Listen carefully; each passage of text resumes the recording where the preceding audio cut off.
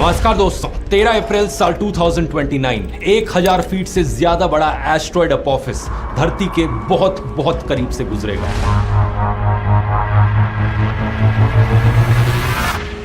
अगर यह धरती से टकरा जाता है तो ऐसी तबाही देखने को मिलेगी जैसी इंसानों के इतिहास में कभी ना देखी गई हो। हिरोशिमा पर गिराए गए बम से 1 मिलियन गुना ज्यादा एनर्जी रिलीज होगी। 100 मीटर ऊंची वेव्स उठेंगी सुनामी की और पूरे के पूरे शहरों का सफाया हो जाएगा। लेकिन इतना ही नहीं, 12 जुलाई साल 2038 को एक और एस्ट्रॉयड धरती से टकरा सकता है और इस पोस्ट को देखिए, इसके टकराने का 72% चांस है। नासा ने ऑलरेडी अलर्ट इशू कर दिया है और अपनी प्लैनेटरी डिफेंस एक्सरसाइज शुरू कर दी है। आगे इस पोस्ट को देखिए, सिर्फ कुछ ही हफ्ते पुरानी है। नासा के चीफ के बाद अब इसरो के चीफ ने वार्निंग दी है, हम सब एक्सटिंक्ट हो सकते हैं। अरे बाप रे, एक अर्थ डिस्ट्रॉइंग एस्ट्रॉयड बड़ी तेजी से धरती के करीब बढ़ रहा है। इसरो चीफ का कहना है कि मार्स पर माइग्रेट करना एक ऑप्शन है और सारी ग्लोबल स्पेस एजेंसीज इस पर काम कर रही है। आखिर कितनी सच्चाई है इन खबरों में? एग्जैक्टली कौन कौन से सबसे खतरनाक एस्ट्रॉयड्स हैं धरती के लिए और नासा का यहाँ पर क्या प्लान चल रहा है? आइए समझते हैं इन सारी चीजों को गहराई से आज के इस वीडियो में।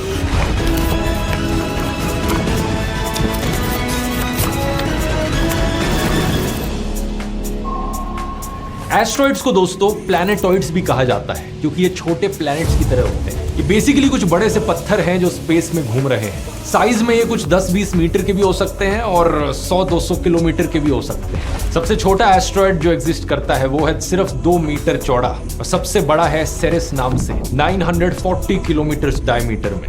ज्यादातर एस्ट्रॉइड्स हमारे सोलर सिस्टम में मार्स और जुपिटर के बीच मौजूद एस्ट्रॉइड बेल्ट में पाए जाते हैं, जहां पर मिलियंस में एस्ट्रॉइड्स मौजूद हैं। जो एस्ट्रॉइड बेल्ट की ड्राइंग की जाती है हमारी टेक्स्ट बुक्स में, वो कुछ इस तरीके से करी जाती है और इसे देखकर आपको लगता होगा कि ये एस्ट्रॉइड्स एक दूसरे के बगल में इतने सारे घूम रहे हैं, लेकिन असलियत में जो एवरेज डिस्टेंस है किन्हीं भी दो एस्ट्रॉइड्स के बीच में, वो 1 मिलियन किलोमीटर से भी ज्यादा है। अब होता क्या है, कई बार ये एस्ट्रॉइड्स इस बेल्ट से दूर निकल जाते हैं और धरती के करीब आ जाते हैं। ऐसे केस में हम इन्हें नियर अर्थ ऑब्जेक्ट्स करके पुकारते हैं, शॉर्ट में कहा जाए NEOs। अब NEOs सिर्फ एस्ट्रॉइड्स ही नहीं बल्कि कॉमेट्स भी हो सकते हैं, मीटियोर्स भी हो सकते हैं, मीटियोराइट्स और मीटियोरॉइड्स भी हो सकते हैं। आप पूछोगे फर्क क्या है इन सब में? अब देखो दोस्तों, होते ये सारे के सारे पत्थर के टुकड़े ही हैं जो स्पेस में उड़ रहे होते हैं, लेकिन जिस तरीके से हम इन्हें डिफाइन करते हैं फर्क वहां पर आता है। जैसे कि एस्ट्रॉइड्स बने होते हैं पत्थर और मेटल के, कॉमेट्स बने होते हैं बर्फ, पत्थर और डस्ट के। इन्हें डर्टी स्नोबॉल्स भी कहा जाता है। एस्ट्रॉइड्स मार्स और जुपिटर के बीच एस्ट्रॉइड बेल्ट में पाए जाते हैं। कॉमेट्स काइपर बेल्ट में पाए जाते हैं। ये बेल्ट नेपट्यून के आगे है और दूर है सोलर सिस्टम में। कॉमेट्स जब स्पेस में उड़कर जाते हैं तो उनके पीछे एक टेल सी दिखती है जो एस्ट्रॉइड्स में नहीं दिखती। टिपिकली कॉमेट्स का साइज भी काफी बड़ा हो सकता है, 1 से 10 किलोमीटर का हो सकता है और जब भी कोई कॉमेट धरती के पास से गुजरता है उसे आसानी से देखा जा सकता है आंखों से, लेकिन एस्ट्रॉइड्स को देखने के लिए टेलीस्कोप्स की जरूरत पड़ती है मोस्ट केसेस में। हमारे लिए खतरे के मामले में एक कॉमेट कहीं ज्यादा खतरनाक है एस्ट्रॉइड से, क्योंकि पहली चीज कॉमेट की स्पीड दुगनी होती है एस्ट्रॉइड से और दूसरी चीज वार्निंग टाइम कम होता है। कब कोई कॉमेट अचानक से आकर धरती पर इंपैक्ट कर जाए हमें ज्यादा टाइम पहले नहीं पता चलेगा अनफॉर्चुनेटली। इसी चीज को डोंट लुक अप फिल्म में भी दर्शाया गया था। इस फिल्म में दिखाया जाता है कि कैसे 6 महीने का वार्निंग टाइम मिलता है, कॉमेट आकर धरती से टकराने वाला है और गवर्नमेंट और स्पेस एजेंसीज कैसे रिएक्ट करती हैं उस चीज को लेकर। अब मीटियोरॉइड जो होता है वो एस्ट्रॉइड या कॉमेट का छोटा सा टुकड़ा होता है। जब कोई भी मीटियोरॉइड धरती के करीब आता है, हमारी एटमॉस्फेयर में एंटर करता है, तो उस मीटियोरॉइड को हम मीटियोर बुलाते हैं। जब ये होता है तो बड़ी तेजी से वो बर्न कर जाता है और एक लाइट की स्ट्रीक हमें दिखती है। इसे शूटिंग स्टार भी कहते हैं अगर आसमान में आपने कभी देखे हो। जब ये भारी संख्या में होता है तो इसे एक मीटियोर शावर कहा जाता है और अगर कोई मीटियोर का टुकड़ा एटमॉस्फेयर को पार करके धरती पर एक्चुअली में आकर गिर जाता है तो उसे एक मीटियोराइट कहते हैं। बस इतना सा ही फर्क है। हमारे लिए जो इंपॉर्टेंट चीज यहाँ पर है वो है NEOs, जो एस्ट्रॉइड्स और कॉमेट्स धरती के पास से गुजर रहे हैं, जिनकी वजह से हमें खतरा है कि वो धरती पर आकर क्रैश कर जाए और पूरी दुनिया खत्म हो जाए। ये खतरा वैसे जायज है क्योंकि आज से 66 मिलियन ईयर्स पहले ऐसा हो चुका है डायनासोर्स के साथ।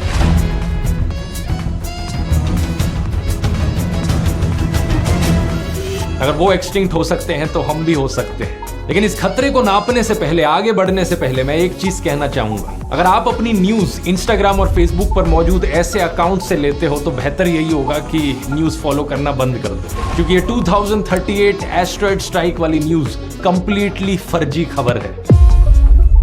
इंस्टाग्राम पर न्यूज के लिए अगर आपको कुछ पेजेस को फॉलो करना है तो the Hindu, Indian express, scroll.in, the wire, news laundry, ढेर सारे ऑप्शंस हैं। इवन हमारी मेन स्ट्रीम न्यूज वेबसाइट्स, हालांकि इंडियन मीडिया का स्टैंडर्ड कोई ज्यादा अच्छा नहीं है, लेकिन इस लेवल के झूठ तो वहां कम से कम नहीं फैलाए जाते। क्योंकि देखिए, टाइम्स ऑफ इंडिया ने भी इस पर एक आर्टिकल लिखा है। हेडलाइन में लिखा है, NASA warns that a planet sized asteroid has a 72% chance of impacting Earth. यह हेडलाइन गलत है, एक क्लिक बेटी हेडलाइन है, लेकिन थोड़ा सा नीचे अगर आप पहली लाइन पढ़ोगे आर्टिकल की, वहां पे इस बात को क्लियर कर दिया गया है। NASA recently conducted a hypothetical exercise to assess planet's preparedness against an asteroid impact. असल में ये जो 72% चांस है, ये कोई फाइंडिंग या रिजल्ट नहीं है, ये एक हाइपोथेटिकल इमेजिनरी सिनेरियो है जो नासा ने खुद बनाया है। ये एक एक्सरसाइज कर रहे थे कि अगर आज हमको पता चला कि जुलाई 2038 में एक एस्टेरॉयड धरती पर गिरने वाला है तो हम क्या क्या कर सकते हैं। ये एक मॉक टेस्ट था जिसमें 100 से ज्यादा एक्सपर्ट्स ने हिस्सा लिया जो अलग अलग ऑर्गेनाइजेशन से थे। NASA, European Space Agency, UK की स्पेस एजेंसी,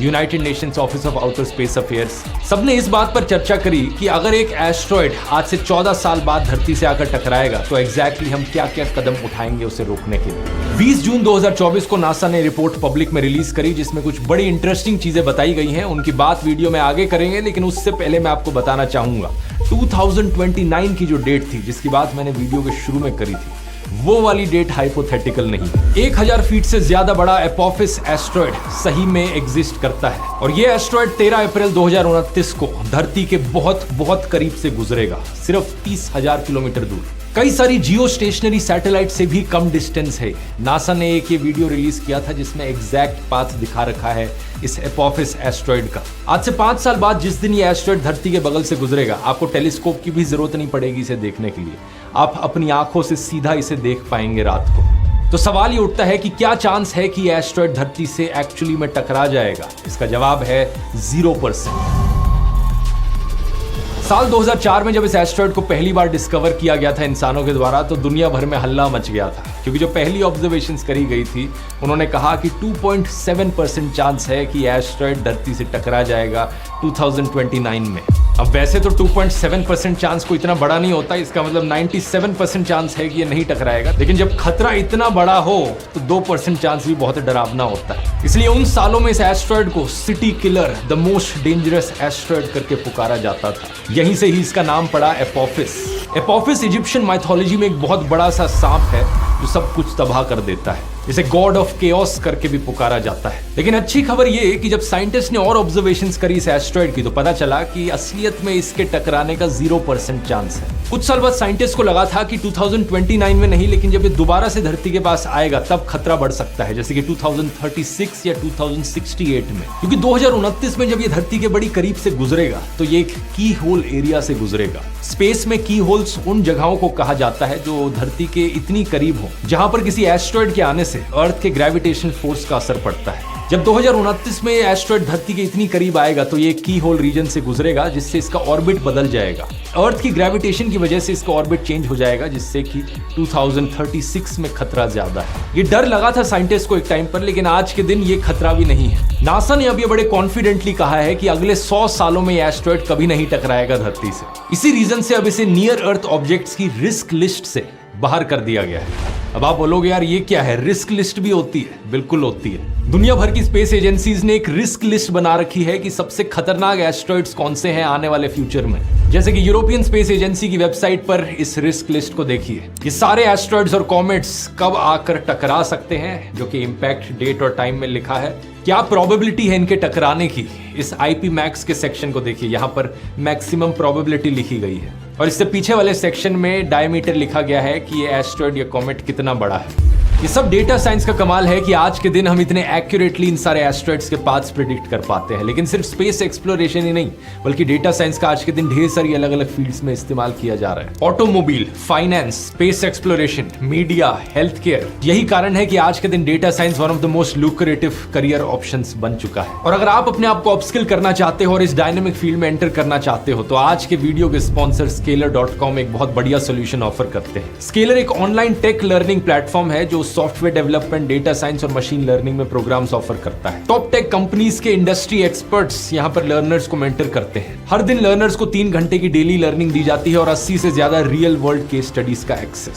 स्केलर का दावा है कि जिन लर्नर्स ने स्केलर के कोर्सेज को कंप्लीट किया है उन्होंने ऑन एवरेज सैलरी इंक्रीज देखा है 126% का। और ये कहते हैं कि 93.5% लर्नर्स ने प्लेसमेंट सिक्योर करी है टॉप टेक कंपनीज में, जैसे कि Google, Facebook, Flipkart, Myntra, Amazon और जोमैटो। इनका एक इजी EMI ऑप्शन भी है 2 साल के लिए 0% इंटरेस्ट के साथ। तो अगर आपको लगता है कि स्केलर आपके करियर को बूस्ट करने में आपकी मदद कर सकता है, इनकी वेबसाइट को जाकर चेकआउट करिए, लिंक डिस्क्रिप्शन में मिल जाएगा। उसी लिंक से आप एक फ्री लाइव मास्टर क्लास के लिए भी साइन अप कर सकते हैं और खुद ही से जाकर जज कर सकते हैं कि इसमें आपके लिए कितनी वैल्यू है। आइए अब अपने टॉपिक पर वापस आते हैं और इस रिस्क लिस्ट में टॉप 3 सबसे खतरनाक एस्ट्रॉइड्स को थोड़ा डिटेल में देखते हैं। नंबर 1 पर है 2023 VD3 एस्ट्रॉइड। ये जो 2023 है इसके नाम में, इससे हमें पता चलता है कि इस एस्ट्रॉइड को 2023 में डिस्कवर किया गया था। साइज में ये बहुत ही छोटा सा एस्ट्रॉइड है, सिर्फ 11 से 24 मीटर बड़ा है। धरती से ये टकरा सकता है 8 नवंबर साल 2034 को और टकराने की प्रोबेबिलिटी है 1 in 387,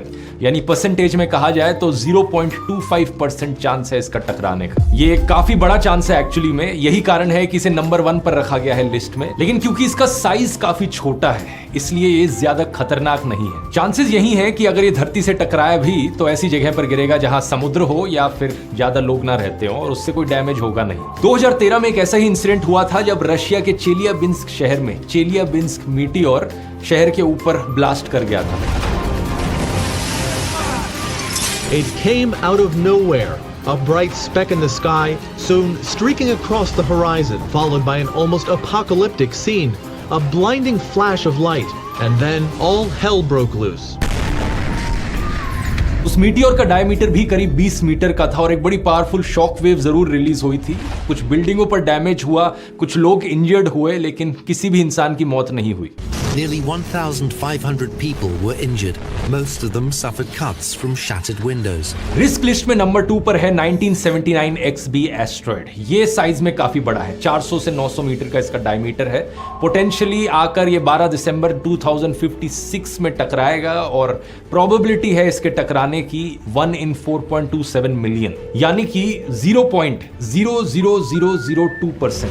इतना कम चांस है इसका टकराने का, लेकिन फिर भी ये रिस्क लिस्ट में नंबर 2 पर इसलिए है क्योंकि इसका साइज बहुत बड़ा है। इतना कम चांस भी हम नहीं ले सकते। नंबर 3 पर है एस्ट्रॉइड 2008 JL3। एस्टिमेटेड डायमीटर 23 से 50 मीटर के बीच में, पोटेंशियल इंपैक्ट डेट 1 मई 2027 और प्रोबेबिलिटी ऑफ इंपैक्ट 1 in 6711। ये होता है 0.01% चांस टकराने का। अब देख सकते हो कि ये सभी साइंटिस्ट जो इन सारी स्पेस एजेंसीज में काम कर रहे हैं ये बहुत ही लाजवाब काम कर रहे हैं, क्योंकि इतना छोटा रिस्क भी ये धरती के लिए नहीं लेना चाहते। बस एक छोटी सी प्रॉब्लम ये है कि ये सिर्फ वही एस्ट्रॉइड्स हैं जो हमने अभी तक डिस्कवर किए हैं। हो सकता है और एस्ट्रॉइड्स आने वाले टाइम में डिस्कवर हों, और कॉमेट्स जो होते हैं उनकी इतनी अच्छी कैलकुलेटेड ट्रेजेक्टरी नहीं होती, यानी कि कॉमेट्स को लेकर हमें इतनी बड़ी वार्निंग विंडो नहीं मिल पाएगी। हो सकता है कल को हमने कोई नया कॉमेट डिस्कवर किया जो धरती से टकरा सकता है और उसके लिए हमें सिर्फ 6-7 साल का समय मिल पाए। हमारे जो डिटेक्शन सिस्टम्स मौजूद है धरती पर वो कई बार बड़े अच्छे से काम करते हैं, लेकिन कई बार इतना अच्छा काम नहीं भी करते हैं। 4 सबसे पॉपुलर डिटेक्शन के प्रोजेक्ट्स के बारे में मैं आपको बताना चाहूंगा। सबसे पहले है लीनियर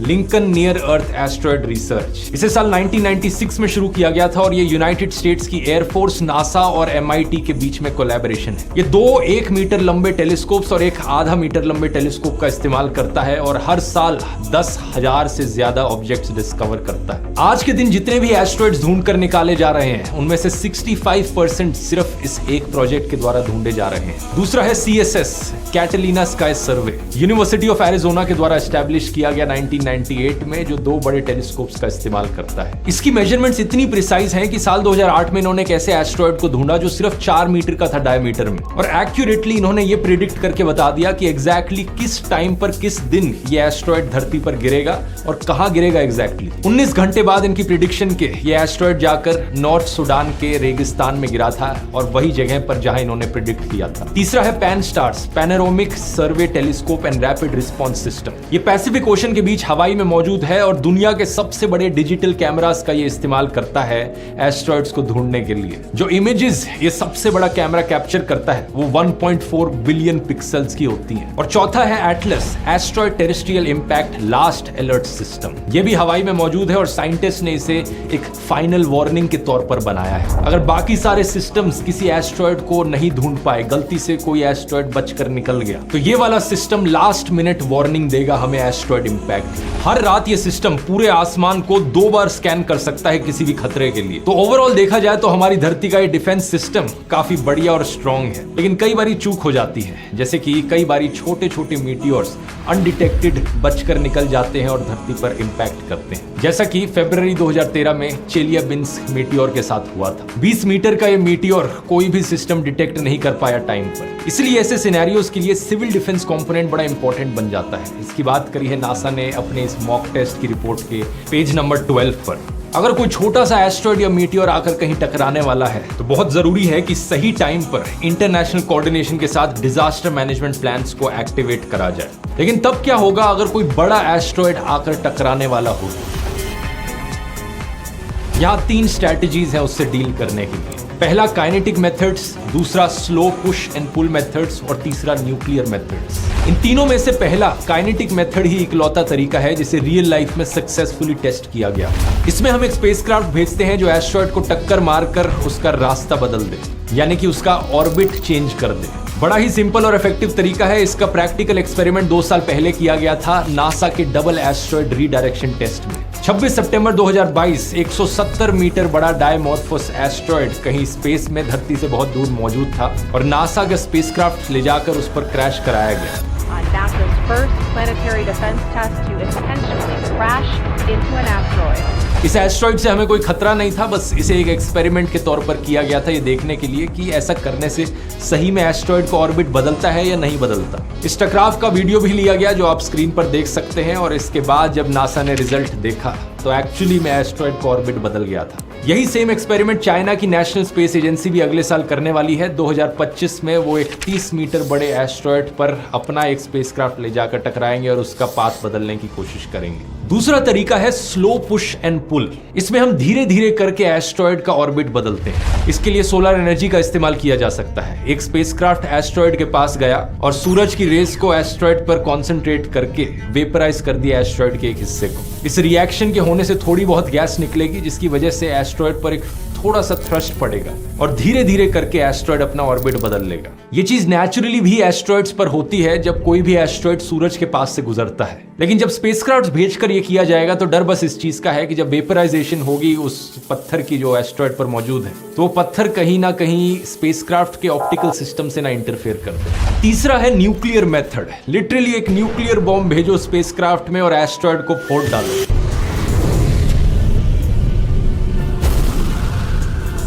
सुनने में बड़ा फिल्मी लगता है लेकिन रियलिस्टिकली शायद ही इसका कभी इस्तेमाल किया जाए। 2 कारण है इसके पीछे। पहला तो ये कि न्यूक्लियर बॉम्ब का स्पेस में इस्तेमाल करने से बहुत सारी लीगल, इंटरनेशनल, जियोपॉलिटिकल प्रॉब्लम्स आ सकती है। और दूसरा ये कि जब किसी एस्ट्रॉइड को फोड़ा जाएगा तो उसके टुकड़े चारों तरफ बिखरेंगे और हम नहीं जानते कि वो टुकड़े कौन सा ऑर्बिट फॉलो करेंगे।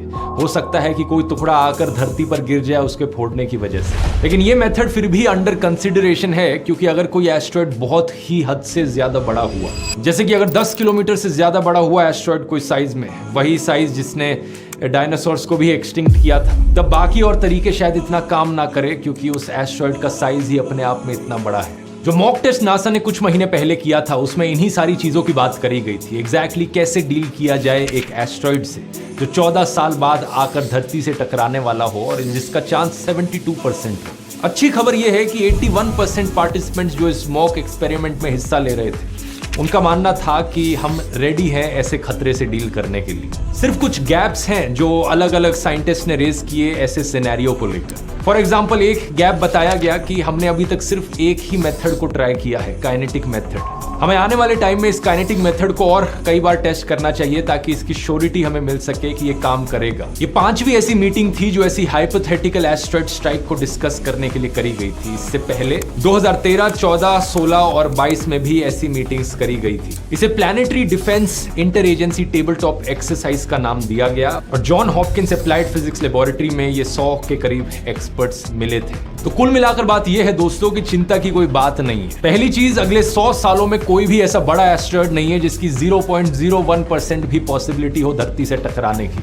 दूसरी चीज, हमारी धरती के डिफेंस सिस्टम्स टाइम के साथ साथ और एडवांस्ड बनते जा रहे हैं। साल 2028 में नासा एक स्पेस टेलीस्कोप भी लॉन्च करेगा, नियर अर्थ ऑब्जेक्ट सर्वेयर नाम से। ये धरती के बाहर रहकर ऐसे एस्टेरॉयड्स को डिटेक्ट करेगा तो और भी ज्यादा इंप्रूव हो जाएंगे हमारे डिटेक्शन सिस्टम्स। और तीसरी चीज, अगर कोई ऐसा एस्टेरॉयड हमें मिल भी जाए जो धरती से आकर टकरा सकता है तो उसे रोकने के सिस्टम्स भी हमारे पास ऑलरेडी एग्जिस्ट करते हैं। तो इन फर्जी खबरों पर यकीन करना बंद कीजिए और अगर आपको स्पेस के टॉपिक में दिलचस्पी है तो बहुत से और वीडियोस बनाए हैं मैंने स्पेस पर पहले। एक पूरी प्लेलिस्ट है, यहाँ क्लिक करके आप देख सकते हैं, जैसे कि ये वाला वीडियो जो वॉर्म होल्स के ऊपर है, कैसे वॉर्म होल्स के जरिए इंटरस्टेलर टाइम ट्रेवल पॉसिबल हो सकता है। यहाँ क्लिक करके देख सकते हैं। और स्केलर की लाइव मास्टर क्लास का लिंक नीचे डिस्क्रिप्शन में मिल जाएगा। बहुत बहुत धन्यवाद।